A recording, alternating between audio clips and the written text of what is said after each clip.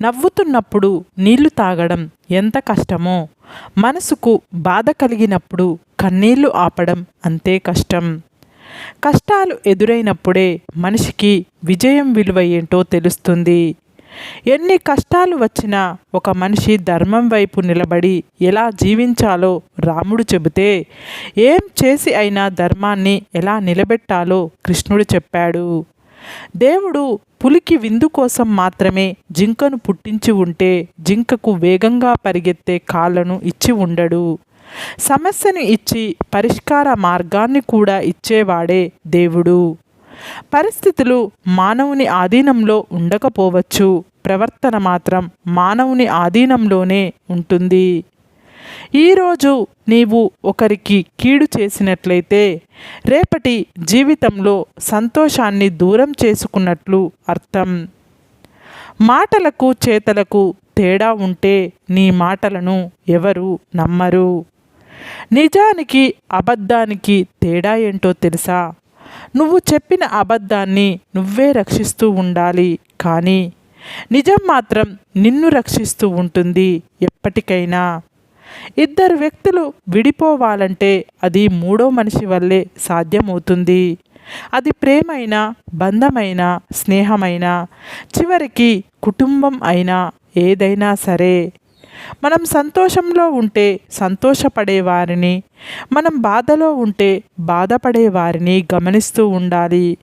ఎందుకంటే మన హృదయంలో పెట్టుకోవాల్సింది వారినే. జీవితంలో బంధాలను మనస్ఫూర్తిగా ప్రేమించేవారు తరచూ కన్నీళ్లు పెడతారు. నీకోసం ఎదురు చూసే మనిషిని ఒక్క క్షణం, ఒక్క పూట, ఒక్క రోజు నిర్లక్ష్యం చేయి, తప్పులేదు. కానీ ప్రతిరోజు అలానే చేస్తే ఏదో ఒకరోజు నువ్వు పిలిచినా వినబడనంత దూరంగా వెళ్ళిపోతారు. పదును తగ్గిన నేలలో పంట పండదు. నమ్మకం లేని మనిషితో బంధం నిలవదు. కాలం ఎప్పుడూ ఒకేలానే ఉంటుంది, కానీ మనుషుల మనసులే క్షణాల్లో మారుతూ ఉంటాయి. సంతోషాన్ని అందరూ ఇస్తారు, కానీ బాధను మాత్రం బాగా నమ్మిన వాళ్ళే ఇస్తారు. మన మాటలు నచ్చనప్పుడు మౌనం మంచిది, మనం నచ్చనప్పుడు దూరం మంచిది, మనతో బంధం నచ్చనప్పుడు ముగింపు మంచిది. వాళ్ళేమనుకుంటారో వీళ్ళేమనుకుంటారో అనుకుంటూ పోతే సగం జీవితం అయిపోతుంది. అసలు నువ్వేం అనుకుంటున్నావో అది నీవు మొదలుపెట్టు, కనీసం ఏదో ఒక్కటన్నా అవుతుంది. నీకు చేతనైన దాన్ని చేసి సాధిస్తే అది నీ శ్రమకు నిదర్శనం. నీకు చేత కాదని తెలిసి ప్రయత్నించి సాధిస్తే అది నీ మీద నీకున్న నమ్మకానికి నిదర్శనం. విజేత అంటే ఎవరో కాదు, కలకన్నవారు, ఆ కలను నిజం చేసుకోవడానికి రాజీ పడనివారు. ప్రశాంతంగా బ్రతకాలనుకున్నవారు అనవసరమైనవి అంటించుకోకండి, పనికిరానివి పట్టించుకోకండి. ఏ తప్పు చెయ్యనప్పుడు ఎవరి వద్ద చేతులు కట్టుకొని నిల్చోకు. అలా చేతులు కట్టుకోవడం అలవాటుగా చేసుకున్నావంటే జీవితాంతం ఎవరో ఒకరి చెప్పు చేతల్లో ఉండి బ్రతకాల్సిందే. ఒక నిజం ఆ క్షణం మాత్రమే బాధ పెడుతుంది, కానీ ఒక అబద్ధం జీవితాంతం బాధ పెడుతూనే ఉంటుంది. మనను శత్రువు కొట్టే దెబ్బ కంటే మన అనుకున్న వాళ్ళు చేసే నమ్మక ద్రోహం ఎక్కువ బాధ పెడుతుంది. ఇలాంటి మంచితనం లేని మనుషులకు ఎంత దూరంగా ఉంటే అంత మంచిది. ఇంటి పేరు కలిసినంత మాత్రాన బంధువులైపోరు. కష్టసుఖాలలో తోడు ఉన్నవారే నిజమైన ఆప్త బంధువులు. ఎక్కడైతే నువ్వు ఎక్కువ చనువు చూపిస్తావో అక్కడే నువ్వు మరీ ఎక్కువ చులకన అవుతావు. ఒకరి జీవితంలో మనం ఎంత ముఖ్యం అనేది వాళ్ళు మనకు ఇచ్చే సమయాన్ని, మాటల తీరు బట్టి తెలుస్తుంది. ఒకరికి మేలు చేయకపోయినా పర్వాలేదు, కానీ కీడు మాత్రం చెయ్యకూడదు. నువ్వు ఒకరిని బాధ పెట్టే ముందు వాళ్ళ స్థానంలో నువ్వు ఉండి చూడు. వాళ్ళు పడే బాధ ఏంటో నీకు అర్థం అవుతుంది. మనం ఒకరి సంతోషానికి కారణం కావాలి, కానీ ఒకరి బాధకు కారణం కాకూడదు. ఎవరిని చిత్తు కాగితంలా చూడకు. రేపు ఆ కాగితం గాలిపటం అయితే నువ్వు తల ఎత్తుకొని చూడాల్సి వస్తుంది. కలిసి ఉండాలి అనుకునేవారు అర్థం చేసుకునే ప్రయత్నం చేస్తారు. విడిపోవాలి అనుకునేవారు బాధ పెట్టడానికి ప్రయత్నం చేస్తారు. కాలి కింద ఉంది కదా అని ధూళిని చులకనగా చూడకు. కళ్ళల్లో పడినప్పుడే తెలుస్తుంది దాని సత్తా ఏమిటో. నటించడం రాని ప్రేమలో ఉండేవి రెండే రెండు: కోపం, గొడవలు. ఏ బంధమైనా మన అని మనం అనుకుంటే సరిపోదు. ఎదుటి వాళ్ళు కూడా మన అని అనుకుంటేనే బలపడుతుంది. ఒడ్డుకు చేరిన వారి మాటలు ఒకలా ఉంటాయి, నీళ్ళల్లో ఈదేవాడి ఆలోచనలు మరోలా ఉంటాయి. ఒకరిది అనుభవం, మరొకరిది పోరాటం. ఈత వస్తేనే నీళ్ళల్లో బ్రతకగలం, లేదంటే పోతాం. కానీ ఈ సమాజం మధ్య బ్రతకాలంటే ఇంకా చాలా చాలా విద్యలు తెలిసి ఉండాలి. ఎవరి జీవితం వారికి గొప్ప, అంతేకాని ఎదుటి వారితో పోల్చి చూసుకొని ఊరికే ఆరాటపడితే ఉన్న మనశ్శాంతి పోతుంది తప్ప కలిగే లాభం శూన్యం.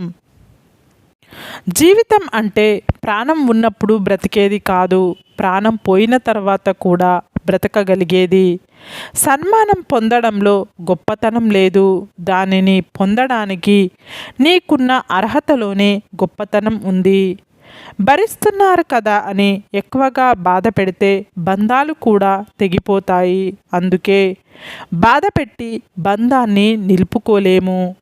పురుగులాగా ఉన్నప్పుడు చీచి అని చిరాకు పడతారు. అదే పురుగు సీతాకోక చిలకలాగా మారినప్పుడు తన అందాన్ని చూసి మురిసిపోతారు.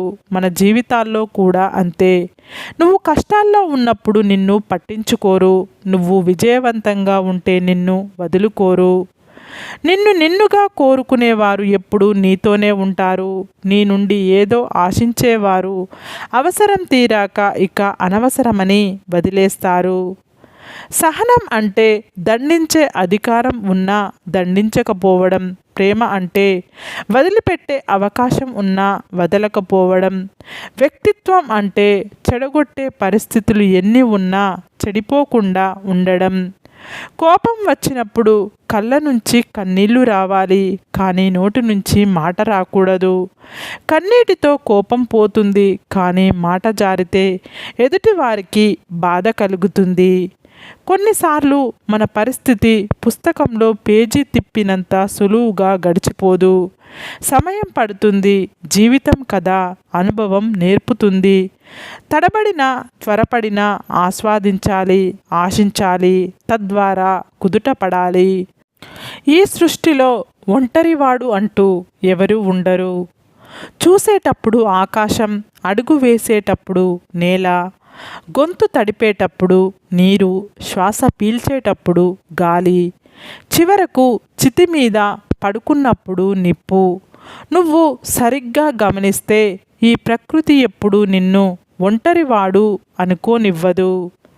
నిజంగా ఇష్టపడిన వారు, రిలేషన్కి విలువ ఇచ్చేవారు 100 తప్పులు ఉన్నప్పటికీ వారిని వదులుకోకుండా ఉండడానికి ఒక కారణమైనా వెతుక్కుంటారు.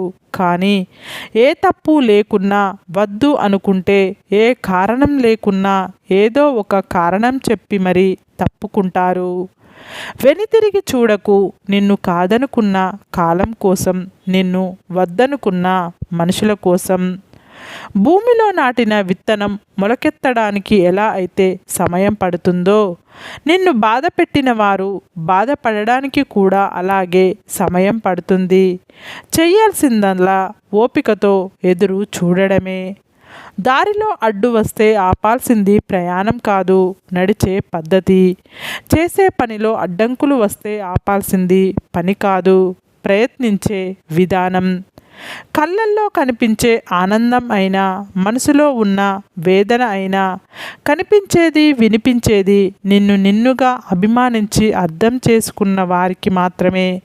సరే ఫ్రెండ్స్, ఈ వీడియో కనుక మీకు నచ్చితే ఇలాంటి మంచి వీడియోల కోసం మా ఛానల్ని లైక్ చేసి మీ ఫ్రెండ్స్, రిలేటివ్స్కు షేర్ చేసి తప్పకుండా సబ్స్క్రైబ్ చేసుకోండి.